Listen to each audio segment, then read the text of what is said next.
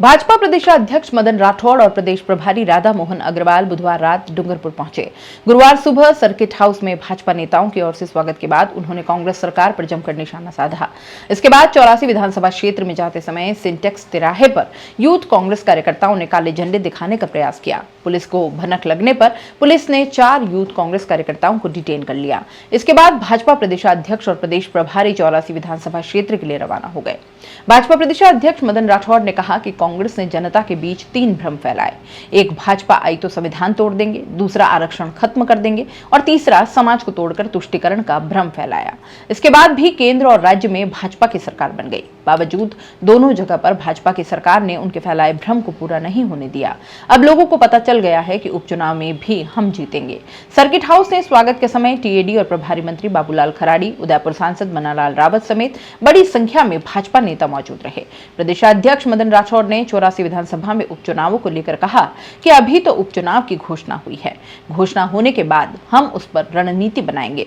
अभी तो हम संगठन का काम कर रहे हैं। हमारा संगठन, हमारा परिवार मजबूत कर रहे हैं।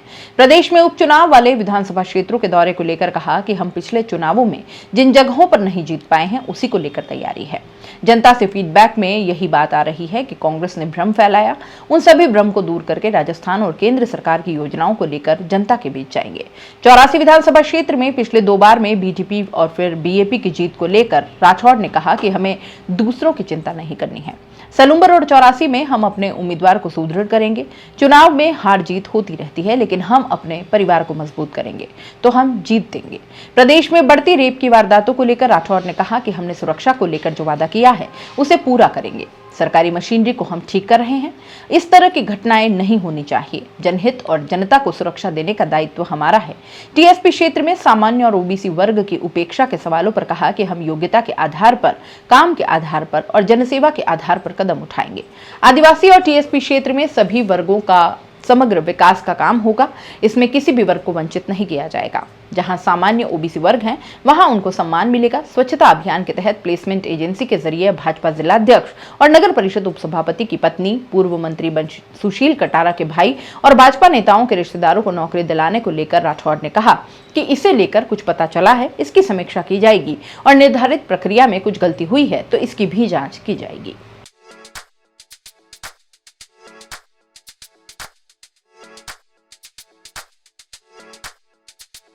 R&T ग्रुप ऑफ कॉलेजेस, यहाँ आपको मिलता है world class infrastructure in India, well equipped science laboratories, agriculture की यूनिक सीड लैब भी, digital library, computer lab with AI technology, digital board सभी छात्रों के लिए, ऑनलाइन स्टूडेंट्स के लिए पॉडकास्ट रूम भी अवेलेबल है। चित्तौड़गढ़ जिले और MLSU उदयपुर का एकमात्र एक्रीडेटेड कॉलेज। कोर्सेज हैं जिनमें BCA, BCom, BSc, bio, maths, agriculture, BA, B.Ed, BA, B.Ed, BSc, B.Ed, BSTC, MA, MSc, MCom।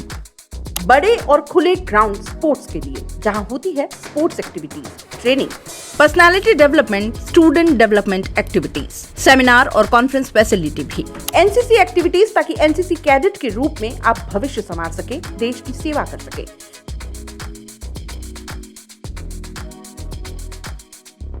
ये विजन है R&T and Vivekanand group of colleges के चेयरपर्सन डॉक्टर वसीम खान का।